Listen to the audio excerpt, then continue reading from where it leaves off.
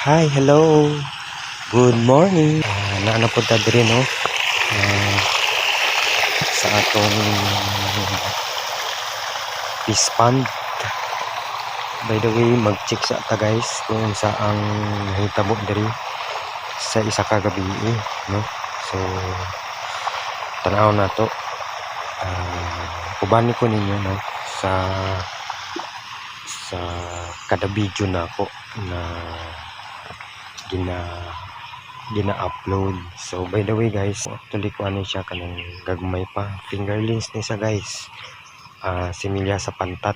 So running to for grow out, may sulod ni sa guys, 4,000 pieces no. So naani siya sa mga kuan karon, mga 15 grams na ang estimated weight sa similya na to no? Okay.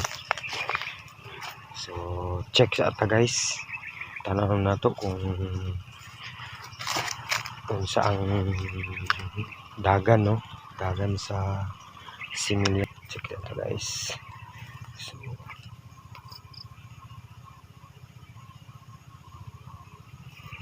tawag sa nato ni guys, mo ni ang kuan.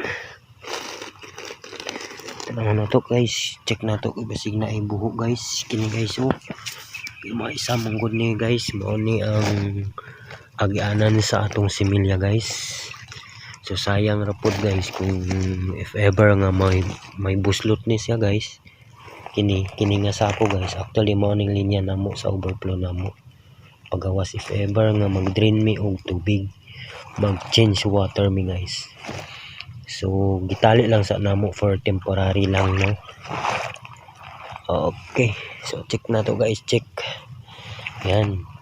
Check na to guys ha. Yan. So wala sa ibuo guys. Pero naasay liquid guys. Naasay leakage. So niagi siya sa ilalom. So nagsubay siguro ni siya sa tubo. Ari ang iyang gawasanan guys. So check na to guys. Yan. Okay, morning guys. Morning, so nag-aawas siya guys. And morning. So gikan ni sa dito sa talian na to. So may leakage siya. So balik na guys, balik. Ang importante guys, di mo gawas sa atong isda. Diba guys? Yan. So balik ta guys, libot ta mo. By the way guys, mo ni ang kabuuan sa atong pispan guys. So 800 meters. Wala ko nagkamali guys ang katason, pero ang width ani guys is 60 meters. Yan. So may sulod ni siya guys, 4,000 pieces na similya. Okay. Yan. Running for grow out. Yan. Ayan guys, kanang nakita ninyo guys nga nagalihok ang tubig. Mao na ang atong similya, mao nang mga isda guys. So balik. So libuton nato ni guys kay para makita nato unsa ang dagan no sa atong isda, kay para at least ma-monitor nato guys kung maayo ba ang atong similya. Yan. Morning pispan po na mo guys no, kay sulod. So may planuhan pa naman na nga i-clearing sa bago na mo sudlan. Okay, ako na punta sa pikas pispan guys.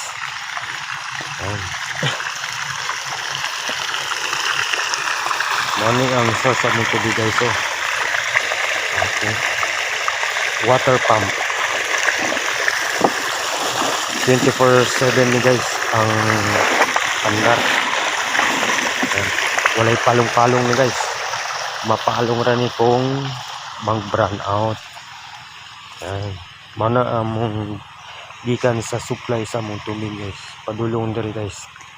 Mo ni ang nag-distribute sa tubig. Okay, mo ni guys, mo ni among gi-prepare pan para sa gagmay namo guys gikan sa hatchery. Yan. Guys. Mao ni guys oh. Bagura na mo ni gitisidan gahapon guys ba. Tapos saka ng tubig guys. Yan. Yan. So kailangan pa na mo ni clearing guys. Tanggalon pa na mo yung duckweed sa babaw kay para at least pagbutang na mo sa similya makita na mo. Okay. Dili okay, kung dili na mo ni sa tanggalon guys kini nga duckweed lain pod ang output sa similya. So kailangan nato tanggalon. Dili man fully nga tanggal na to pero binlan po na to ni gamay guys para na ikasilungan ng isda. Yan. Okay, balik tap. Are may sulod ni sa guys.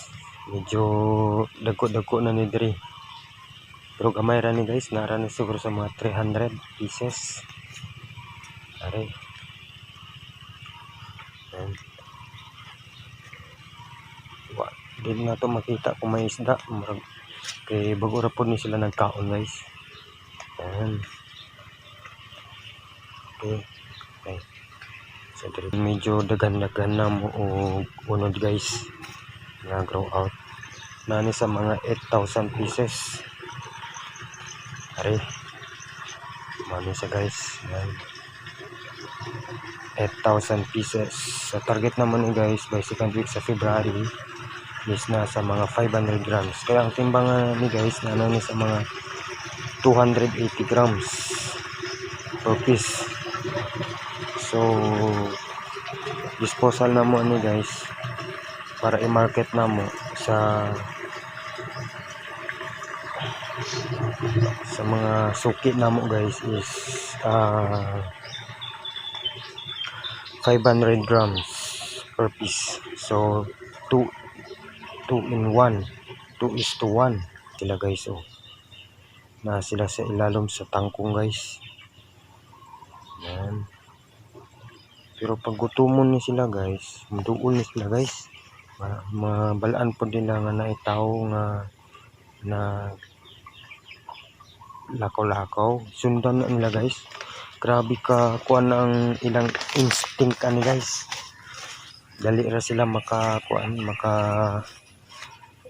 makabalo kung naay tao na for time sa ilang feeding. Musunod yun ni sila guys. Yan. Yan. Kita ninyo guys. Yan. Galihok ang tubig guys. Oh. Yan. Mano siya guys. Yan. So kaya guys, kining pispa na guys. Same sukat lang sila tanan guys. 800 meters by 60.